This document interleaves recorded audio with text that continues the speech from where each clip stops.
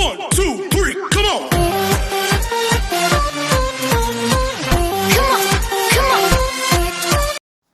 Hello beautiful people! Welcome back to my channel. This is your Mama Sam. Hola mga amigo, amiga, kumare at kumpare. Kamusta kayong lahat? Sana lahat po kayo ay okay at safe ngayong araw na to. At syempre kung ako naman ang tatanungin nyo, nakikita naman ninyo ang beauty ng Mama Sam ninyo. Fresh overload pa rin, di ba? Ganyan talaga kapag umiinom ka ng maraming vitamin C at saka syempre kumakain ka ng maraming hotdog. Dahil sa hotdog, nakakaloka ang beauty ng Mama Sam ninyo. So, yon. So, kamusta naman kayo mga amigo, amiga, kumare at kumpare? Sana lahat kayo ay okay na okay ngayong araw ng Sunday. Happy blessed Sunday po sa inyong lahat. Syempre, marami akong hatid sa inyong mga bagong chikang update na talaga naman, oh my gosh, magtataas ang kilay ninyo ng bonggang-bongga sa pag-uusapan natin ngayong araw na to. Kaya wag na natin patagalin ang ating mga chika. So, para sa unang chika, Mama Sam, anong masasabi mo sa mga pambato ngayon ng Miss Universe Thailand na talaga naman lahat sila ay mga magaganda? Well, ang masasabi ko, yung mga pambato ngayon ng Miss Universe girl dito sa Thailand ay talaga namang mga palaban. Talagang masasabi ko mukhang pahigpit ng pahigpit ang labanan dito sa Miss Universe Thailand. Eh paano naman kasi yung mga kandidata nila ngayon talaga naman walang tapon at ang gaganda nilang lahat. Pero sabi ko nga, depende na lang yan kung sino ang dadalhin nila sa Miss Universe kasi naman lahat naman sila ay pwede naman. Alam mo yon, yung kumbaga parang yung styling nila, may pinapattern talaga sila. Iisa lang yung styling nilang lahat. Kaya magkakamukha na sila pare-parehas. Kaya lahat sila magaganda. Paano naman kasi, kung hindi si Catriona Gray ang pinipeg nila, syempre, ayan nga, si Antonia Porcel. But, feeling ko makakakuha ang Thailand ngayong taon na to na malakas na kandidata katulad ng kandidata nila noong nakaraang taon na nag-first runner-up sa Miss Universe dahil may mga kandidata talaga sila na masasabi mo very empowered, tapos malakas at may ganda. At hindi lang yon, yung height, sobrang winner. So, isa na dito sa mga nakikita ko, sa mga kandidata nila, ang pambato ng Sakonakon, na talaga namang masasabi ko, ay nako, iba yung beauty na meron siya. Parang feeling ko kaya niyang makipagsabayan sa mga makakalaban niya dito. Tapos, ang lakas din talaga ng power niya. Tsaka, feeling ko kung siya yung ipapanalo na Miss Universe, pili ng Miss Universe Thailand ay parang kaya niyang pantayan yung nagawa ni Antonia Porcel. Ganon din ang pambato ng Phuket. Maganda din ang pambato ng Phuket. Medyo nakakaloka din yung dating.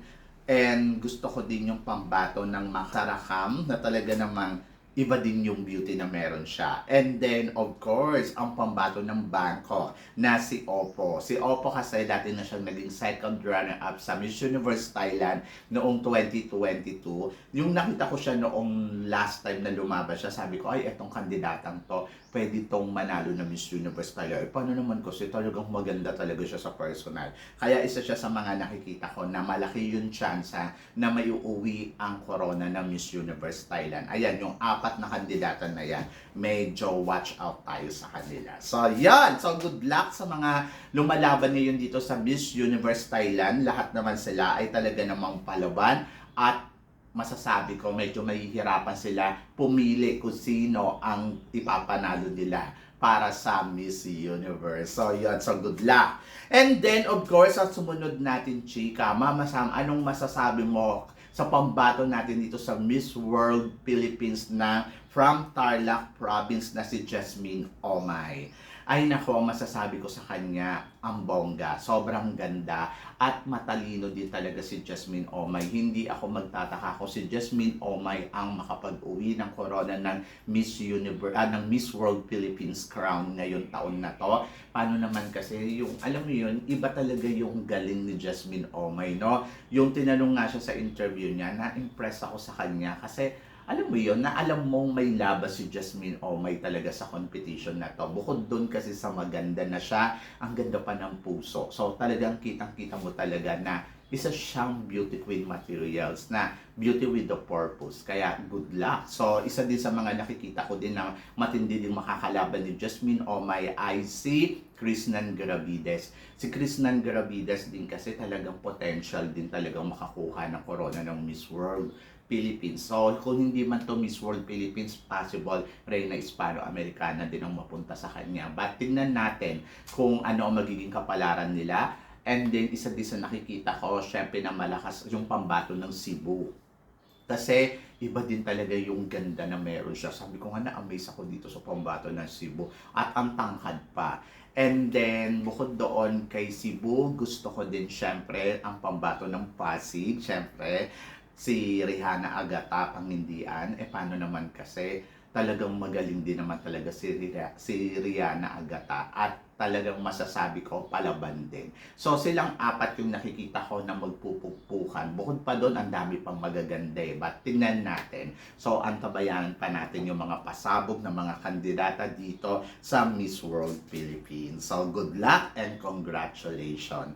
And then, para naman sa sumunod na chika, Mama Sam, Christina Chok, nagbabalik uli sa mundo ng Miss Universe. At ito nga, pagkatapos niyang lumaban dito sa Miss Universe Philippines ay ngayon naman ay nasa Miss Universe Great Britain naman siya, na kung saan ang kanilang coronation night ay magaganap this coming July 6. So, Mama Sam, tingin mo, malaki kaya ang tsansa na makuha niya ang corona ng Miss Universe Great Britain ngayong taon na to? Alam mo, to be honest, hindi ako magtataka kung may uuwi ni Christina Chok ang corona ng Miss Universe Great Britain. Ilang beses na ba siya dyan nag-runners up? At ngayon, parang feeling ko ay eto na yung time na may uuwi niya yung corona. So, sa Miss Universe Philippines, naka-top 10, naka-top 20 siya, di ba? So, ngayon dito naman sa parang feeling ko, makakaariba siya ng bonggang-bongga. So, hindi ako magtataka kung siya ang tanghalin na Miss Great Britain ngayong taon na to. So, sabi ng ganun, hanapin mo yung destiny mo. Diba? So, yon, Victoria Velasquez Vincent, Mama Sam, tingin mo, manalo na kaya siya ng corona sa susunod na laban niya dito sa Miss Universe Philippines kung sakaling magbabalik siya? So ako, para sa akin, si Victoria Velasquez Vincent, nung unang laban niya dito sa Miss Universe Philippines, di ba second runner-up siya o third runner-up?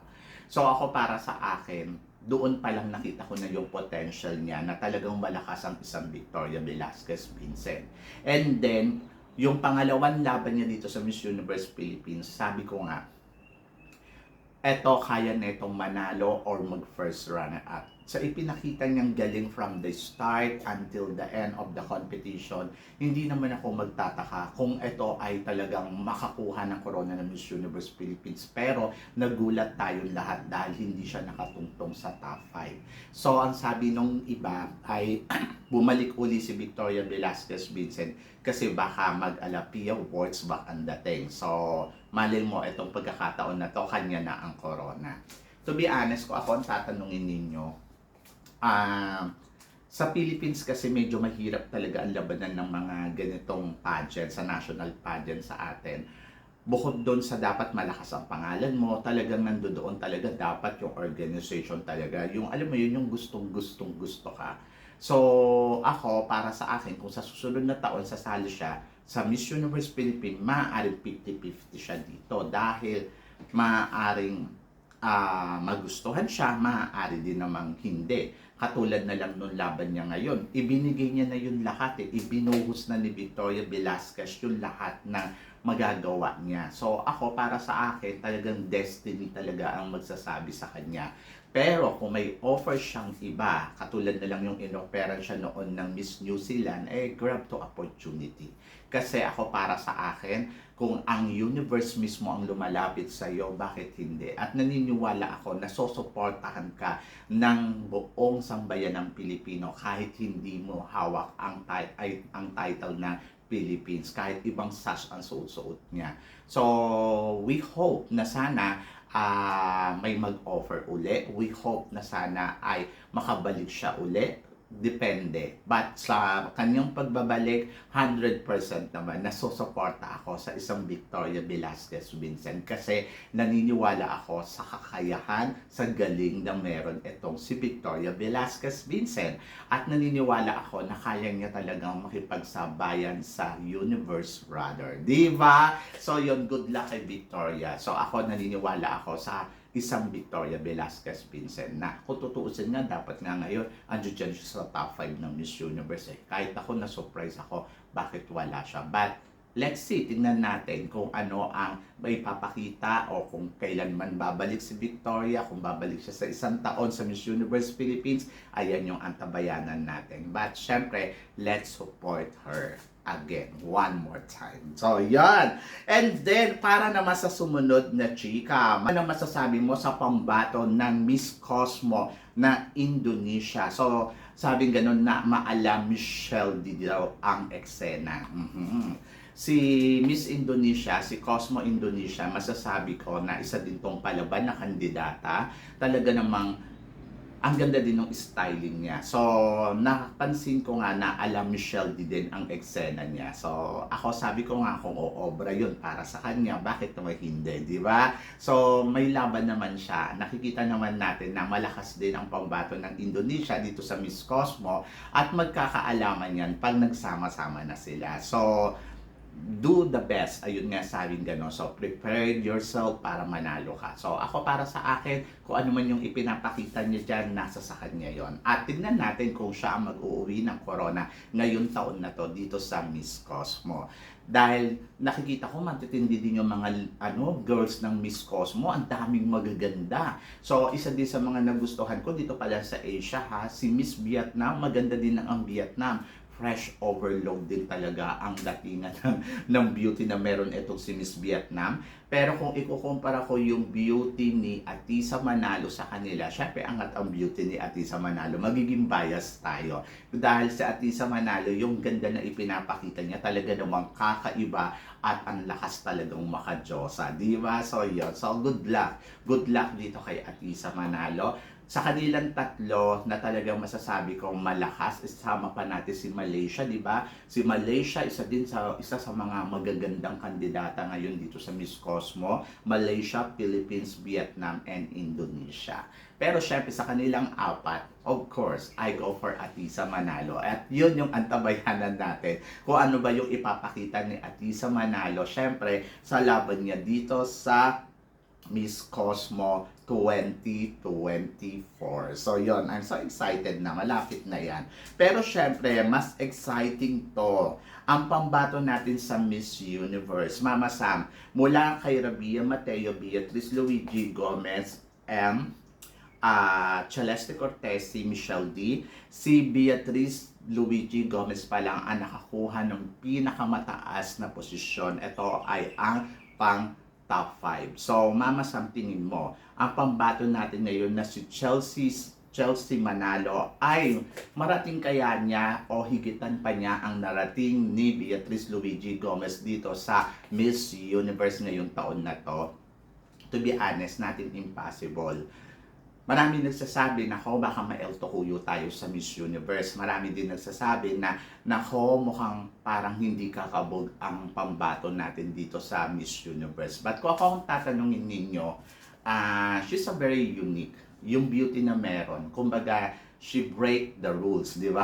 Dahil madalas ang pinapadala natin dito sa Miss Universe, Oriental Beauty, Miss Tisa, first time pa lang natin magpapadala ng Black Barbie Beauty. So, para sa akin, isa na tong malaking hamon, di ba? Para sa atin, sa laban niya sa Miss Universe.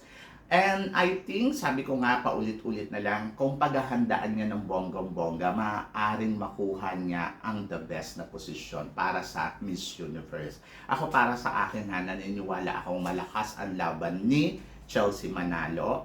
Kung talagang paghahandaan nila ng bonggang-bongga, may offer siyang kakaiba.